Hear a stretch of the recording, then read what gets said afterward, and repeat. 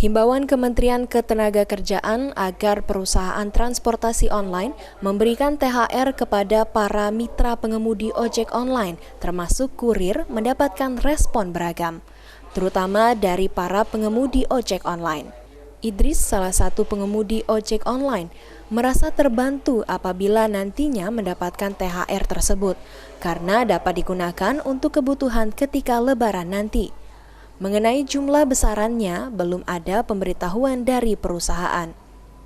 THR alhamdulillah yo terbantu juga gitu.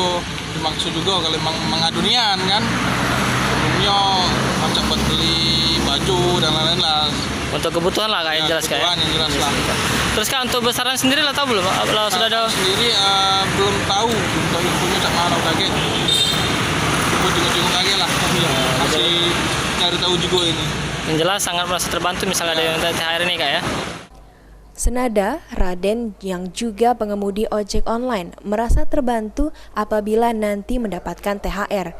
Tinggal pihak aplikatornya akan memberikan THR atau tidak karena selama ini belum pernah dan sudah dikonfirmasi kepada perusahaan bahwa THR untuk pengemudi ojek online belum ada. Yo, kami alhamdulillah kalau memang benar ada ya. Kalau memang ada, tapi yo kenyataannya kan memang sudah ada peraturan undang-undangan mengenai THR ya, PKWT ya. Tapi yo tinggal aplikator gitu galak apa tidak kan membayarnya.